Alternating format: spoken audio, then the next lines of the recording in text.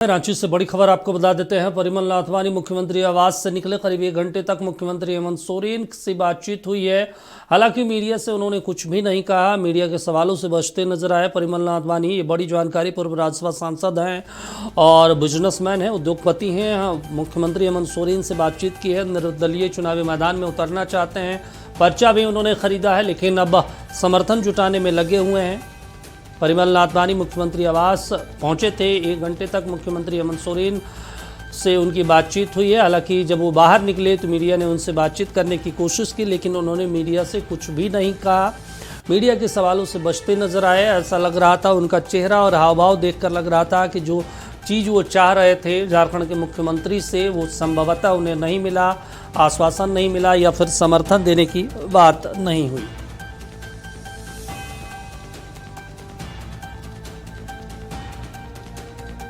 चलिए, ज़्यादा जानकारी के साथ सहयोगी नवीन हमारे साथ जुड़े हैं। नवीन, आखिर 1 घंटे बातचीत हुई, लेकिन जब वो बाहर निकले तो उनका चेहरा जो था, मेरे ख्याल से लग रहा था उदास है, या फिर जिस चीज़ की उम्मीद कर रहे थे वो चीज़ हो नहीं पाई अंदर में। नहीं, देखिए, चूंकि परिमल नाथवानी का एंगल जो है झारखंड के राज्यसभा चुनाव को एक अलग मोड़ पर लेकर के जा रहा है। मुख्यमंत्री से 1 घंटे मुलाकात हुई। माना जा रहा है कि परिमल नाथवानी, चूंकि उन्होंने पर्चा भी खरीदा है, सोमवार को नॉमिनेशन करने की बात कही जा रही है, सूत्रों के हवाले से खबर है।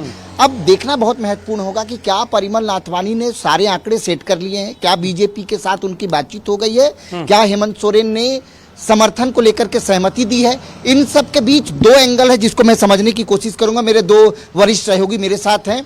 पूरे दिन बीजेपी को शनि जो है वो कवर कर रहे थे, कमल पूरे दिन कांग्रेस को देखें। एक सवाल, कांग्रेस के लिए कितना टेंशन है इस वक्त नाथवानी? देखिए नवीन, जिस तरह से कांग्रेस के जो ऑब्जर्वर थे भूपेश बघेल और अजय शर्मा, उन्होंने आज बैठक फिर से की। यहाँ जब मुख्यमंत्री से 2 घंटे तक मुलाकात हुई, उसके बाद वो गए और विधायकों के साथ उन्होंने बैठक किया, मंथन किया, जिसमें जो बातें सामने आई कि सारे विधायक एकजुट हैं और कैंडिडेट जो हैं प्रणव झा वो सोमवार को नामांकन करेंगे। इस दौरान भूपेश बघेल भी रहेंगे। लेकिन वहां की स्थिति ये है कि परिमल नाथवानी जब मुख्यमंत्री से मिलते हैं तब एक असमंजस का दौर है। तो कहीं ना कहीं जो गणित है आंकड़ों का वो बिगड़ सकता है।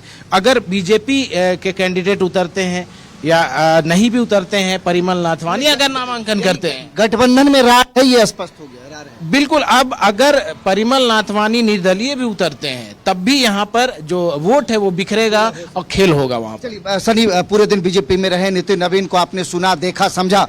राज्यसभा चुनाव को लेकर के बीजेपी की क्या रणनीति? क्योंकि गौरव वल्लभ को लेकर अभी तक औपचारिक ऐलान नहीं हुआ है, इधर नाथवानी की एंट्री। नहीं, देखिए, बिल्कुल नाथवानी की एंट्री ने राज्यसभा चुनाव को और ज्यादा दिलचस्प बना दिया। और आपको पता है कि झारखंड के राज्यसभा चुनाव की बात करें तो हर बार यहाँ का जो राज्यसभा चुनाव होता है वो रोमांचक होता है। यानी कि कई बार आप देखेंगे कि विधायक जो है वो वोटिंग के दिन अनुपस्थित हो जाते हैं, कई बार जो है वो क्रॉस वोटिंग हो जाती है, हॉर्स ट्रेडिंग भी जो है वो लगातार हुई है। तो वैसे में परिमल नाथवानी का मुख्यमंत्री हेमंत सोरेन से मिलना ये कहीं ना कहीं बता रहा है कि इस बार भी राज्यसभा की चुनाव जो है वो निगाहें सभी देश भर के लोगों की रहेगी। और जहां तक बात रहा भारतीय जनता पार्टी को, तो बीजेपी उत्साहित है, क्योंकि उसे लग रहा है कि जिस तरह से कांग्रेस और जेएमएम के बीच सब कुछ बेहतर नहीं चल रहा है, तो वैसे में उसे फायदा मिल सकता है, ये बीजेपी को उम्मीद है। फिलहाल अब तक बीजेपी ने अपने पत्ते नहीं खोले हैं, लेकिन अधिकृत तौर पर जो उम्मीद जताई जा रही है कि जो गौरव बीजेपी के कैंडिडेट हों